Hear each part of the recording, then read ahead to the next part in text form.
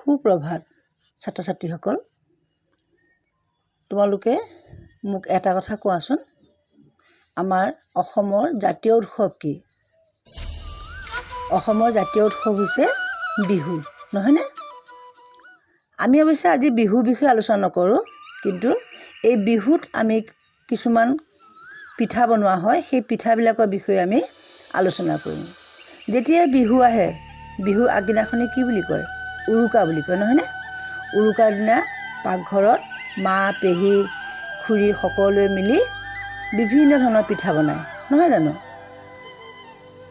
তোমালোকে পিঠা খাই ভাল পোৱানে বাৰু?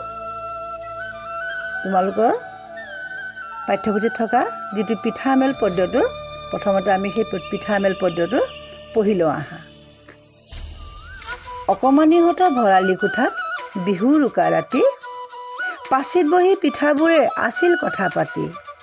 চুঙা পিঠাই মাতিলে খপৰাই, খোলা চাপৰিয়া বাই, দেশৰ কথা দহৰ কথা শুনিছনে নাই?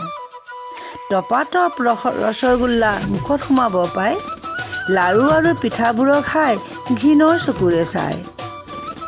পিঠাৰ এই ঘূৰ অপমান তালৈ কোনে কৰে কাণ, এইদৰে হ'লে আমি বেছি দিন জীয়াই থকাই টান। এই দেশত আৰু বেছি দিন নাই আমাৰ ভাত, কিয় ক তেনে দুখ লগা কথা, সুতুলিয়ে দিলে মাত। ফেনী পিঠাই দিলে উত্তৰ ফেন উলিয়াই, হওঁতে আমাৰ চুঙা বোপাই মিছা কোৱা নাই। আজিকালি আৰু অকণমানিয়ে নাপায় আমাক চিনি, লুচি লাগে বিস্কুট লাগে, লাগে চাহ পানী। ছাত্ৰ ছাত্ৰীসকল, তোমালোকে এই পিঠামেল পদ্যটো কেনেদৰে পঢ়িব লাগে, কেনেদৰে আবৃত্তি কৰিব লাগে তোমালোকে শুনিলা, আৰু এইমতে তোমালোকে পঢ়িবলৈ চেষ্টা কৰিবা। আৰু এই পিঠামেল কবিতাটোত আমি যিখিনি পিঠা নাম পাইছোঁ, বিহুৱে সংক্ৰান্তিয়ে যিখিনি পিঠা মাহঁতে খুৰীহঁতে বনায়, সেই পিঠাবিলাকৰ নাম তোমালোকে জানিবলৈ চেষ্টা কৰিবা। কি কি পিঠা নাম পাইছা বাৰু কোৱাচোন তোমালোকে? মোৰ লগতে তোমালোকে কৈ যাবা দেই। টেকেলি পিঠা, ঘিলা পিঠা, পানী পিঠা, সুতুলি পিঠা, তিল পিঠা, বৰ পিঠা, নাৰিকল পিঠা ইত্যাদি, নহয়নে? তাৰপিছতে আমি যেতিয়া পদ্যটো যেতিয়া পঢ়ি আছিলোঁ, তাৰ মাজতে আমি কি পাইছিলোঁ? ৰসগোল্লা পাইছিলোঁ, বিস্কুট, লুচি এইবিলাক পাইছিলোঁ, নহয় জানো?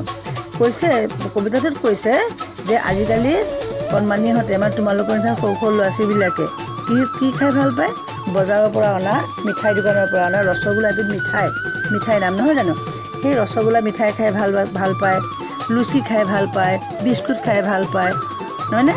কিন্তু এই পিঠাবিলাকৰ খাই বৰ এটা ল'ৰা ছোৱালীবিলাকে ভাল নাপায় বুলি কৈছে। কথাটো হয় জানো? তোমালোকেতো পিঠা খাই ভালেই পোৱা চাগে, নহয় জানো? তোমালোকে এই বিভিন্ন পিঠাবিলাকৰ নামবিলাক জানিবলৈ চেষ্টা কৰিবা, মনত ৰাখিবলৈ চেষ্টা কৰিবা, আৰু পিঠামেল কবিতাটো তোমালোকে ঘৰত ভালদৰে শুদ্ধ উচ্চাৰণেৰে তোমালোকে আবৃত্তি কৰিবলৈ শিকিবা। আৰু মই কাইলৈ তোমালোকৰ আবৃত্তি কৰি তোমালোকে মোক শুনাব লাগিব দেই। ধন্যবাদ।